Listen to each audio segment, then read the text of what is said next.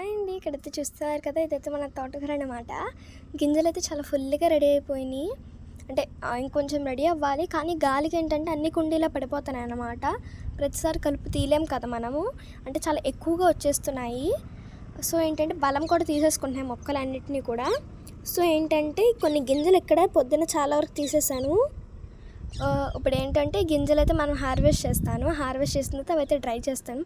అలానే నేను నా ఛానల్లో గమనించింది ఏంటంటే, నాకు అంటే స్టార్టింగ్ 10 సబ్స్క్రైబర్స్ నుంచి ఇప్పటి వరకు, అంటే 300 ఇప్పుడు ఈ సబ్స్క్రైబర్స్ వరకు నాకు సబ్స్క్రైబర్స్ ఎలా అయితే వస్తున్నారో అలా తగ్గుతున్నారు. రీజన్ అయితే తెలియదు. మరి మీకు ఏమైనా తెలిస్తే కామెంట్ చేయండి.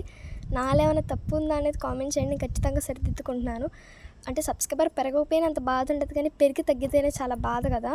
సో అందుకని నాకు చాలా మంచి సబ్స్క్రైబర్స్ ఉన్నారు. వాళ్ళందరికీ కూడా చాలా థ్యాంక్స్ అండ్ సపోర్ట్ చేస్తున్నందుకు.